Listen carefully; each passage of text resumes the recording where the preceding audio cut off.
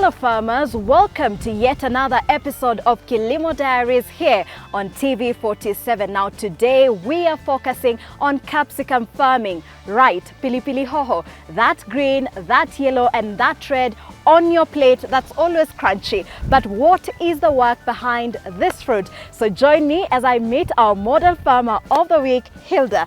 How are you? Karibu sana. Asante sana. Kwanza, is this a fruit or a vegetable? You know that is a fruit and a vegetable. And you can just wash and eat as it is. Yes. And this is the red one. Yes. All right. So introduce yourself to our viewers.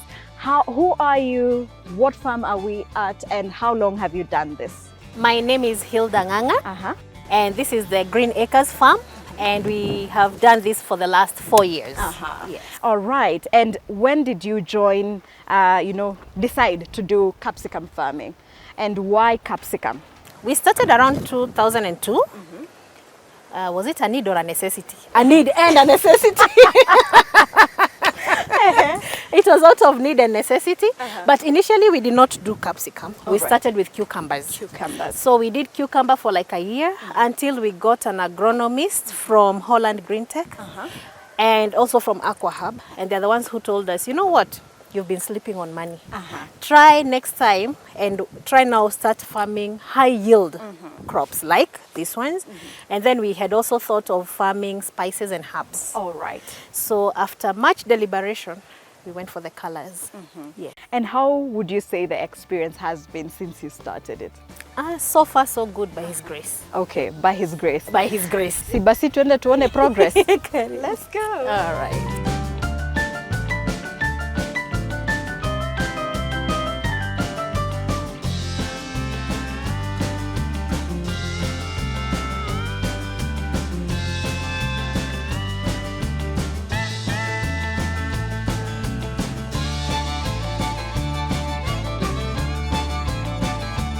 Now last week we focused on greenhouse farming, but this week we want now to expound more on capsicum farming. Well, others call it pilipili hoho, pilipili mboga, bell peppers. I don't know. What do you call it, Hilda? We call them capsicum. Capsicum. Yes. Is there a difference when I say a bell pepper and a capsicum? Am I one and the same thing? It's one and the same thing. Depends on where you're from. Depends on where you're from and your teacher. And your teacher, of All course. right. So thank you for having us again at Green Acres Farm. Let's begin with what varieties of capsicum are grown here on the farm. Okay, on this farm, this particular one, we have so many varieties. We have Seedco. Seedco, mainly we have the red deer and the springbok. And then we also have Syngenta. We have the Balta variety and Admiral. And then also in another house, we have the common one now, the Passarella and Ilanga varieties. So we have about 6 varieties of capsicums. Of capsicum. Yeah. Na unajua sasa hiyo yenye umesema yote, watu tu wanataka kujua gani ni ya red, gani ni ya yellow, gani ni ya green. Do they all grow? Does it grow when it's yellow? No. They all start from a seedling and then it grows. So all of them at some point will be green. All of them. And then as they get bigger and as they ripen, that's when they produce their color. Kuna wale watajitoa red, alafu kuna wale watajitoa yellow. Yes. So but when you're planting, because we know, then you know this side I've planted the yellow variety and this side I've planted the red variety. Yes. So they all grow similar. Kuna yenye it's better in terms of like growing. Are they just perform? They don't perform the same. There are some you'll find when they are between post-harvest, after like 3 months, the production will go very low. But at the same time, it doesn't mean it has finished. It will take maybe a month or 2, and then it comes up again. There are some which, some varieties are very good. They will just give you a consistent production throughout for like a year.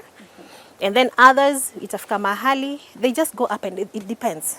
Yeah, it's just like human beings. Some will get tired and then they want to rest a bit. Others will be like, I'm okay, we can continue. All right. Yes. Now, before we go now to the fruit itself, take us through the planting process. From when they're seedlings, when do you bring them in and how long does it take for them to grow to maturity? Okay, so what we do, we just prepare the soil. We make sure we till it all through the house. And then from there we make the beds. Then we'll have to do, because we've been farming for a long time, 4 years now, yeah? So we'll have some soil balances and nutrients that need to be added. The common mbolea, we get our manure from magadi, the goat manure, and then we sometimes you have to apply lime just to balance the pH of the soil, and then make the beds and align them. Okay. So by the time we are doing all this, we have already pre-ordered the seedlings, which takes about 3 weeks to 1 month. And then now we go get the seedlings from our propagators. Now we come and plant them directly on the soil. And then regular watering and a nice feeding program and good management after 3 months. The very first harvest, if well maintained, is exactly 3 months. 3 months. Yes. All right. Na sasa it means now it's something we can do, because Yes. if it just takes 3 months 3 for me to months. start seeing my results. Yes. Okay. Now, 3 months of hard work. of hard work. Yes. Okay. And in terms of comparing a green pepper that is, or a bell pepper that is grown in a greenhouse and that one that is on the open field, how do they compare in terms of production? First of all, the quality here is very superior. The quality is very good.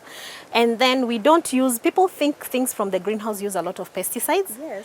Quite on the contrary, because this is controlled environment, yeah?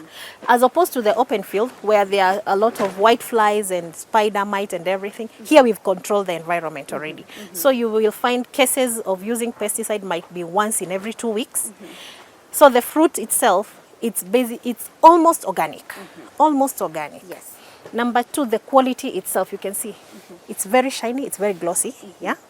As opposed to outside where there's dust, it's been rained on, it's wrinkled. So the quality inside here, first of all, you get the best quality.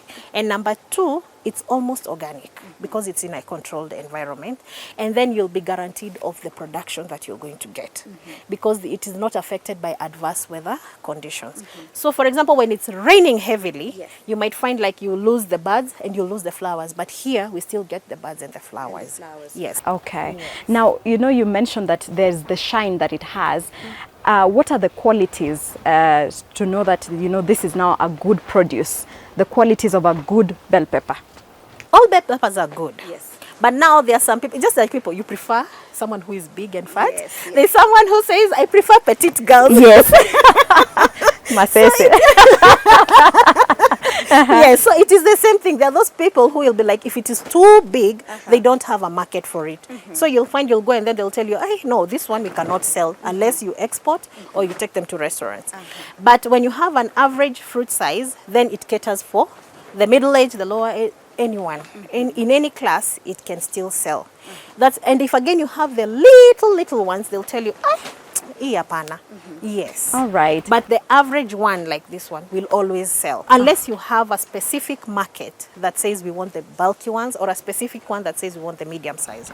Yes. Okay. So it's just catering to what the market needs at the end of the day. Yes. All right. Now, this is a very controlled environment. So I'm imagining even water is controlled. Yes. What is the irrigation system that you use here on the farm to water these particular plants? So what we have these drip lines. So these drip lines, they are very nice because they pour water exactly where the plant is. It's not like rain, it will rain everywhere. Yes. So that ensures that plant absorbs that water. And the good thing, it goes directly. So you may find even if you irrigate for 5 minutes and you dip a stick inside of your finger, you'll find it will be very, very wet. So since here in the pathway we don't need water, then we don't need to water here. You just water the plant. Where the plant is. Where the plant is at the exact time. If for example, here we normally do 30 to 1 hour. And we do that twice a week.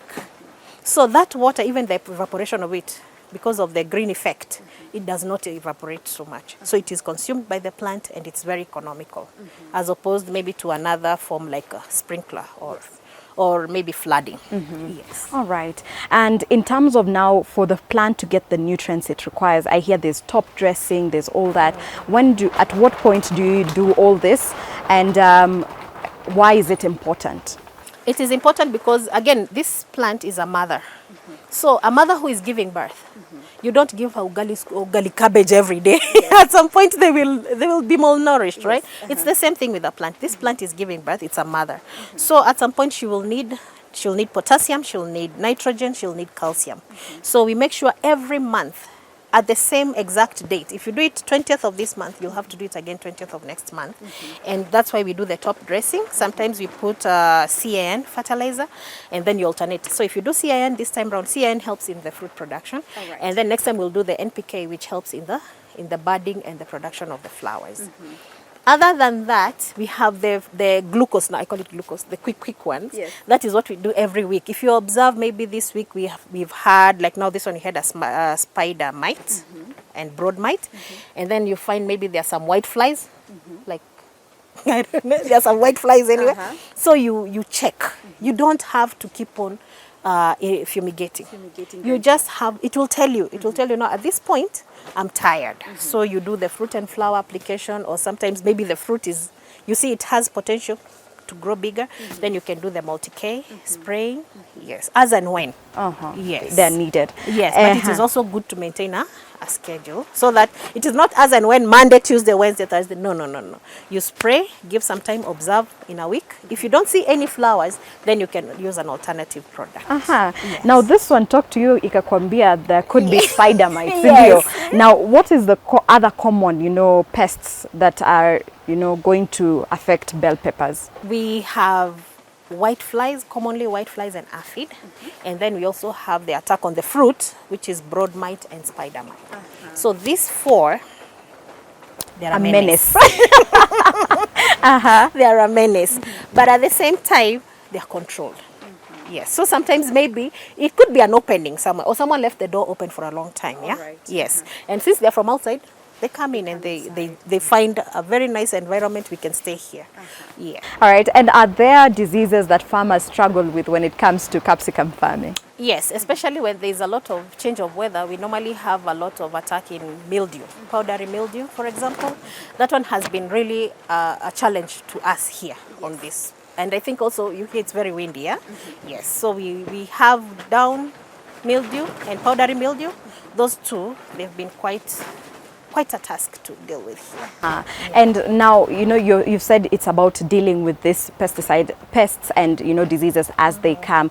What would you advise a farmer when they've decided to go into capsicum farming, when they come with the challenges of like diseases and pests? First of all, it is important to work hand in hand with an agronomist, a reliable, certified agronomist, because you cannot know everything.